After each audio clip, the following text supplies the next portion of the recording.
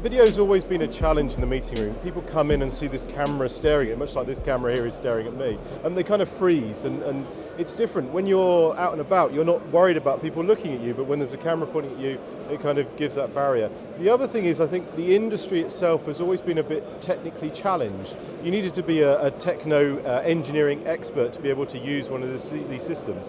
You come in, there's 3 remote controls on the table, 2 microphones, you're like, well, what do I do? You may have a very elaborate home cinema system at home, but people seem to freeze when they come into a meeting room. So one of the key things that Polycom's doing here is to try and deliver a better experience, to allow people to concentrate on the meeting rather than the actual technology that's there.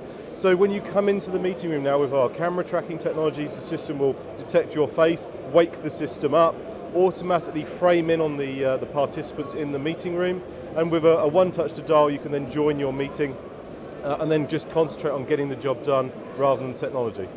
I mean, there are many free tools out there, and I use them myself. I travel a lot. I was in Austin last week. I'm here in Amsterdam this week, and I have to keep in contact with my family, my son and my wife. So I use the free tools myself. I think the other great thing that the free tools do is they actually lower the bar of entry, because we're used to using it. However, in a business environment where you've got to have it working every time and get a consistent experience, you need a tool that's designed to do the job. The other thing that's different between using, say, a free application where you're just having a chat with your wife or your grandma that lives overseas, it's the fact that in a business meeting, video is an element to it, but also there's content and all the other additional components to the meeting itself. Seeing the face and seeing the body language and the gestures is a great value add, but there's content sharing and all the other channels that go with it. Polycom ourselves, we're driving the business around 3 key areas.